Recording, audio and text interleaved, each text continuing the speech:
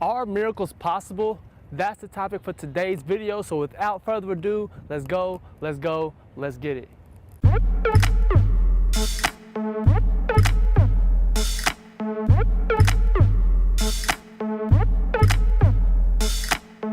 What is up? How you doing? How you living? ScottEbruh here, back at it with another video. Thank you for tuning in. Thank you for stopping by.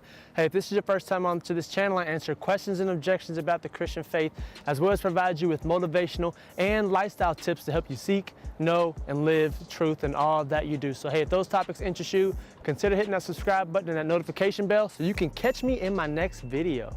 So this is part 3 of a 4-part video series on 4 questions that show that Christianity is true. So the first part I talked about, does truth exist? In part number 2, I talked about, does God exist? And in this video, I'm talking about, are miracles possible? So if you haven't checked out those other 2 parts, be sure to check those out. Link to those in the description below, because I mean, if truth and God doesn't exist, then there's no point in me explaining if miracles are possible or not. So hey, check those out. Do it, do it, do it. I love how Dr. Richard Patil defines what a miracle is. He's a philosopher, and how he defines it is a 5-point definition. He says, a miracle is an event brought about by the power of God that is a temporary exception to the ordinary course of nature for the purpose of showing that God has acted in history. So the biggest case for miracles being possible is Genesis 1:1, which says that in the beginning God created the heavens and the earth.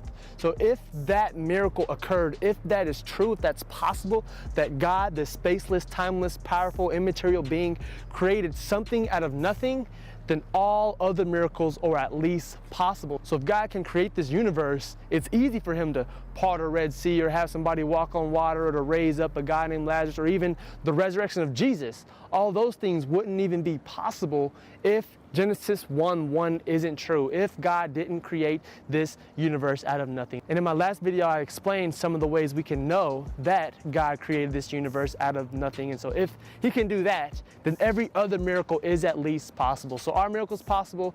I believe the answer is yes, simply due to the fact that Genesis 1:1 is true.